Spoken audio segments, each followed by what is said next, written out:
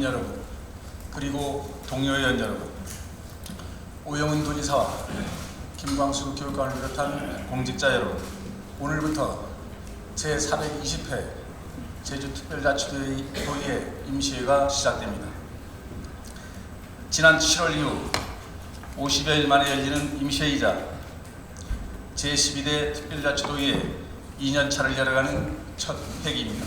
그동안 제주에서는 제2공항 문제를 비롯하여 행정체제 개편, 후쿠시마 원전 오염수 방류, 서해초 사건 이후 촉발된 교권 보호 및 학습권 보장 문제 등 다양한 이슈와 논쟁들로 뜨거웠습니다. 우리 의회에서도 도하의 예산정책협의회를 비롯하여 제주대학교 관계자, 특수교육 교사와의 간담회를 개최했고 장애인 거주시설의 구조적 혁신 방안 토론회 등을 개최하는 등 각종 이슈와 현안에 대한 연찬과 의정활동으로 분주한 시간을 보냈습니다. 이번 임시회는 도정질문과 교육행정질문을 포함하여 조례안 등 안건 처리와 현장 방문 등의 일정으로 15일간 열릴 예정입니다. 도중과 교육행정의 당면 현안을 점검하며 도지사와 교육감이 정책 의지를 묻는 자리가 될 것입니다. 도지사와 교육감께서는 현안에 대한 의사를 확실하게 밝혀주시고 의원님들이 제시하는 다양한 정책 대안에 대해서도 깊이 있는 검토와 답변을 기대하겠습니다. 정부가 강력한 지출구조 조정에 들어감에 따라 제주도의 내년도 국비는 목표액 2조 원보다 1,500억 원이나 모자란 1조 8,500억 원을 확보하는 수준에 그쳤습니다. 이는 올해보다 0.8% 증가한 것으로 매년 전년 대비 10% 이상 증가했던 것에 비하면 한참 못 미칩니다. 도정에서는 올해 편성된 예산 역시 10%를 지출 구조 조정하여 결손을 메운다는 기조로 허리띠를 졸라매고 있습니다. 지출의 효율화를 기해한다는 방향성에는 적극 공감합니다. 하지만 일률적인 감액 집행이 성장 잠재력을 훼손하는 부작용으로 나타날 수 있음을 명심해야 하겠습니다.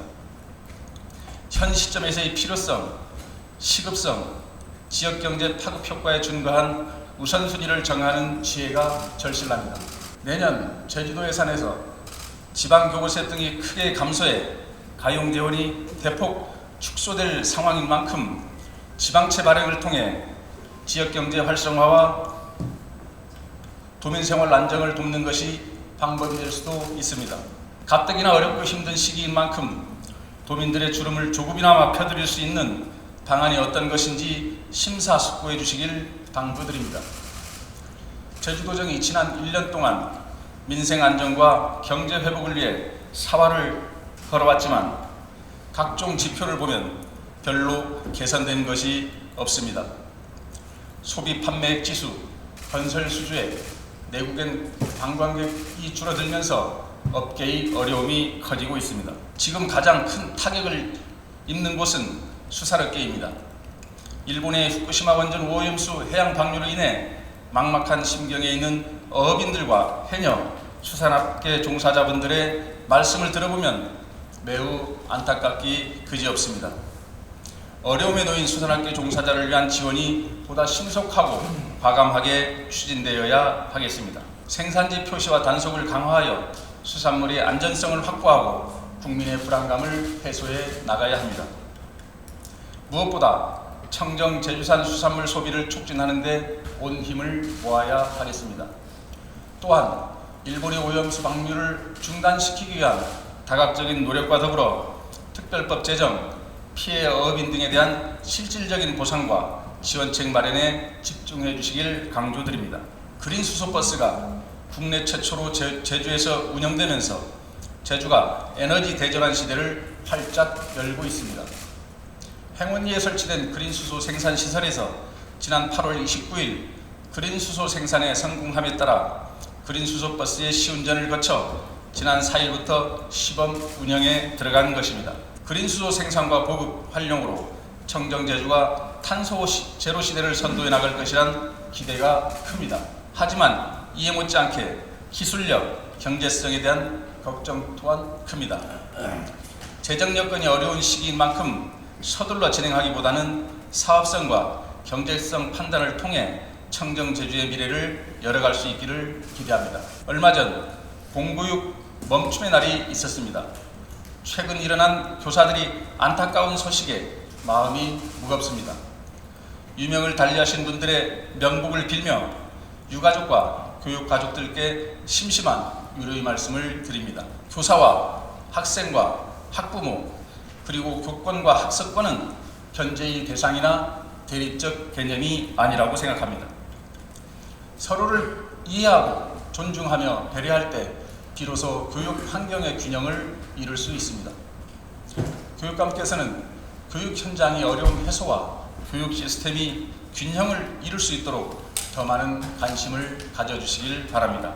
존경하는 도민 여러분, 아시아 태평양 경제 협력체인 에이펙 제주 유치 열기가 뜨겁습니다.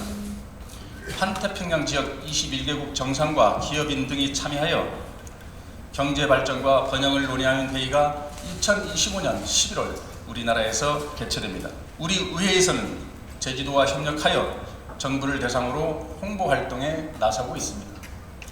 유명 야구인 박찬호를 비롯해